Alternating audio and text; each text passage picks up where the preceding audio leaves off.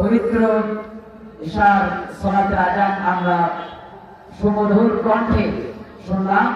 আমরা আল্লাহ দরবারে শুকরিয়া আদায় করি, আলহামদুলিল্লাহ। তো বলেছিলাম যাকাত ভিত্তিক অর্থ ব্যবস্থা এমন এক পর্যায়ে পৌঁছে গিয়েছিল, ময়দানে ময়দানে ঢোল পিটানো হতো, যাকাত খেয়ে নেবে, যাকাত খেয়ে নেবে। একটা লোক পাওয়া যায় না যে বলবে যাকাত আমার দরকার।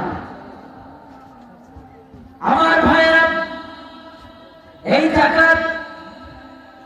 যাকাত ভিত্তিক অর্থ ব্যবস্থা যদি বাংলাদেশের সংসদের মধ্যে যদি কায়েম হয়ে যায়, তাহলে হযরত ওমর বিন আব্দুল আজিজ রাহমাতুল্লাহি আলাইহির জামানায় যে পরিস্থিতি এসেছিল, যে সিচুয়েশন এসেছিল, আল্লাহর কসম করে বলি ওই পরিস্থিতি আবার এই বাংলার জমিনে কায়েম হতে পারে।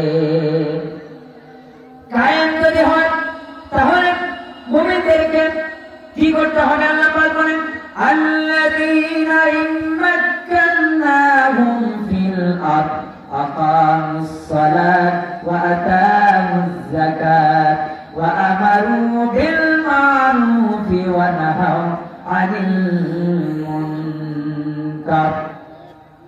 আল্লাহ পাক বলেন, যদি আমার মুমিন বান্দারা যদি ক্ষমতায় আসে, মুমিনদের হাতে যদি রাষ্ট্রীয় পাওয়ার এসে যায়, তাহলে তারা 4 দফা কাজ করবে। কয় দফা কাজ করবে? 4 দফা কাজ করবে। প্রথম দফা হচ্ছে তারা ক্ষমতায় গিয়ে নামাজ প্রতিষ্ঠা করবে। ক্ষমতায় গিয়ে নামাজ প্রতিষ্ঠা করে মানুষের নীতিবাচক মনোভাবকে শেষ করে দিয়ে মানুষের চরিত্র, মানুষের স্বরূপ কৃষ্ট, মানুষের ক্যারেক্টার, মানুষের চলাফেরা সব কিছুকে নামাজের মাধ্যমে, নামাজের পর্যায়ে, নামাজের মাধ্যমে মানুষের চরিত্রকে ঠিক করে দিবে। এরপরে যাকাত আদায় করবে। তৃতীয় নম্বর হচ্ছে মানুষকে ভালো কাজের আদেশ দেবে। তা'মুরুনা বিল মারুফ ওয়া তানহাউনা আনিল মুনকার। মানুষকে ভালো কাজের আদেশ দেবে। চতুর্থ নম্বরে মানুষকে অন্যায় কাজ থেকে ফিরাবে। তৃতীয় নম্বর হচ্ছে যাকাত আদায় করবেন। মুমিনেরা যদি ক্ষমতায় যায় তাহলে তারা যাকাত আদায় করবে। সুবহানাল্লাহ। এই যাকাত যদি আদায় করে, আর এই যাকাত ভিত্তিক অর্থ ব্যবস্থা যদি দেশের মধ্যে, কোন দেশের মধ্যে চালু হয়ে যায়, তাহলে মানুষেরা অর্থ সংকটে পড়বে না, মানুষেরা কারো দুয়ারে ভিক্ষা করবে না, কোন ফকির থাকবে না, কোন মিসকিন থাকবে না। পবিত্র কোরআনুল কারীমের সমাজের কারণে পুরা দেশের মধ্যে অর্থনৈতিক সচ্ছলতা আরো বৃদ্ধি পেয়ে যাবে। সুবহানাল্লাহ। যাকাত ভিত্তিক অর্থ ব্যবস্থা আল্লাহ রাব্বুল আলামিন পবিত্র কোরআন কারীমের মধ্যে প্রায় অনেক জায়গায় যাকাতের কথা বলেছেন।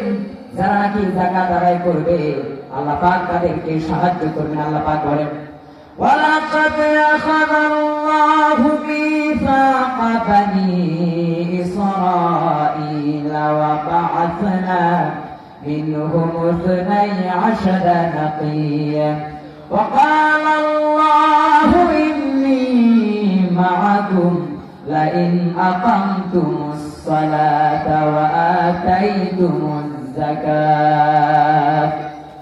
আল্লাহ পাক বলেন, যদি মুমিনরা ক্ষমতায় আসে, আল্লাহ পাক বলেন, আমি বনি ইসরাঈলের কাছ থেকে আমি ওয়াদা নিয়েছিলাম, তাদের 12টা গোত্রের জন্য 12জন লোককে নির্দিষ্ট করে দেওয়া হলো, তাদের দায়িত্ব দেওয়া হলো, তোমরা যদি মানুষদেরকে অসামাজিক, অধর্মীয়, বেহুদা কার্যকলাপ থেকে ফিরাইতে পারো, তাহলে সন্দেহ নাই আমি তোমাদের সাথে আছি। তবে শর্ত হলো একটা, নামাজ আদায় করতে হবে। নামাজ আর যাকাত যদি আদায় করো, আমার মদদ তোমাদের জন্য অবধারিত হয়ে যাবে। সুবহানাল্লাহ। নামাজ যদি আদায় করো, যাকাত যদি দাও, তাহলে আমার মদদ, আমার রহমত তোমাদের জন্য অবধারিত।